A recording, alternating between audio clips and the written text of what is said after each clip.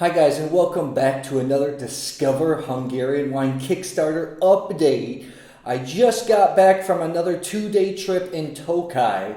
It's a region that I just love visiting. I was there 3 or 4 times last year, this year once, and then next time we're going to be there quite a bit because there's a couple of other producers we have to visit as we finish up the research phase of our book, Discover Hungarian Wine. But I wanted to break down in a real basic way the type of wines you're going to find there. You know, Tokaj is a region that a lot of people have heard about, but a lot of people don't know, and even fewer people have tasted. And it's a real shame because these wines are just magical. You know, it's actually a couple things you have to know. Tokaj is home to some of the world's oldest classified vineyards. The vineyards were actually segregated into kind of, quote, Grand Cru, first position, second position, third position, so on, in the late 1600s, so in the 17th century. Which is really cool. Super old. But one thing you have to know when people put the vineyards up on the labels is there's actually no official modern classification today that's based on old classification. So they use historical vineyard references. So what are you going to find there? Of course, Hungary is known for incredible, decadent, botrytized sweet wine. But there's also a lot of exciting dry wines being made and some wines in between. So I'm going to give you a little basic breakdown of what you're going to find. First of all, grapes. Sometimes you'll see the dry wines labeled varietally. Not the case in the sweet wines. They'll always be blends or they won't be on the name. The most common grapes you're going to see are FURMINT. That's the grape that does well, that gets noble rot the easiest. Hárslevelú. And then SZARGA muscotálly, which means yellow muscat. Those are the 3 that you're going to commonly see the most. There are 3 other grapes permitted there. You're going to see things like ZETA, köverszolu, and KABAR. But those are minor. You don't see those made into varietal wines. So in the dry wines, you're going to see fresh stainless steel wines, or you're going to see wines that are barrel fermented or aged in oak. And how do you know that? If you look on the label, sometimes you'll be able to see the word hordó. Hordó means barrel, so that gives you an idea. Another thing you're going to see, for basic wines, you're always going to see varietal names. But for the more expensive, mid-range to even expensive wines, they're going to be labeled by crus.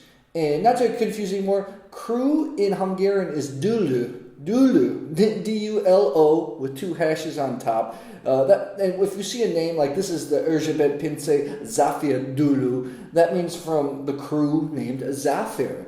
And this has FURMINT and it has a couple blend of some other grapes in it as well. These kind of wines are usually going to be labeled by the vineyard name. Okay, so we get the dry wines away. Next, you're going to see, as a step up and you start to get into sweetness, late harvest wines. And they're very simple. They would say late harvest. Now, a thing about in Germany, you can have an Auslese, a late harvest wine that's dry. But here in Tokaj, they're always going to be sweet. A lot of producers make these because they can make them every single year without having to worry about getting noble rot. And the quality is pretty dependable. These can be absolute steals. Really bargain. You know, range anywhere in like the 70 to 80 grams of residual sugar. I've seen some late harvest go all the way up to 140 grams a liter of residual sugar. Some can be extremely serious. So depending on producer, it's something you check out. The next step beyond that, you're going to see wines labeled as SZAMORODNI. Now this is confusing because SZAMORODNI is actually a Polish word. And they can be dry, which are not made very often anymore, or sweet, which is most commonly the case. The word for dry in Hungarian is SZARAZ, and the word for sweet is EDÉS. So that's what you're going to look for on the bottle. This one in particular, I had one over there. Actually, sorry, this is a different wine. But for most of the time, you're going to see EDÉS SZAMORODNI, sweet SZAMORODNI. These are like baby Tokaji. And these are wines that deliver tremendous value for money. They're made with noble rot, the same kind of noble rot you're going to get in Sauternes up in Bordeaux in France.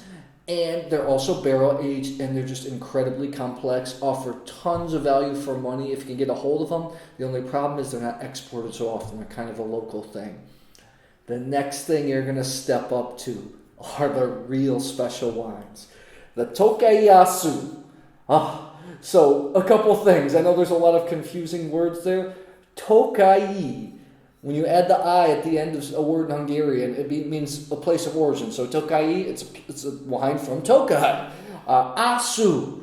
ASZÚ is the name of the little raisins that shrink when noble rot infects the grape. And you're going to see traditionally, in the past, they could make 3, 4, 5, or 6 petuños. So officially, the petuño system has been abolished. Now producers can just name their wines Tokaji.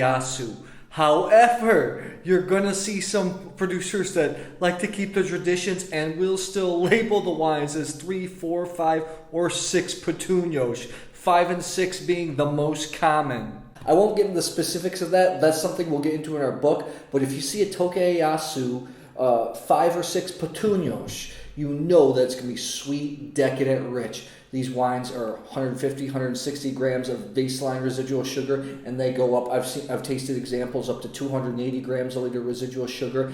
I know that sounds like a lot, but when you actually taste these wines, they finish dry because of the fiery acidity. I can't count on my hand. I can't count how many people I've tasted Tokaji with, and they say, "Wow, I don't like dry wine. I don't like sweet wines, but I like this. I'll take this." So that's really cool. You're also going to get some special and rare wines, and we'll focus on this in the upcoming book, Discover Hungarian Wine. But you're going to see things like eszencia, which is super sweet, super rare, super expensive, forditás, máslás, all these other types of wines. These are very specialty wines. They're kind of a dying fashion. You have to be in the know, but just know that these are sweet wines as well. So guys, check it out. You got to drink some Tokaji. The wines can be phenomenal, even in the dry style or the sweet style. Make sure to back our Kickstarter. We're going to have lots of recommendations, breakdowns, help you understand and get into the essence of what Tokaj is really about. So stay tuned. We're going to have lots of recommended producers, recommended wines for you to try. But we got to get the book funded first. So back it. Check out some of the tiers. We even have one tier with a live experience where we take you to Tokaj for the day and taste some rare and unique vintages. So that's going to be phenomenal. So stay tuned. Share this with your family and friends, and I will see you soon.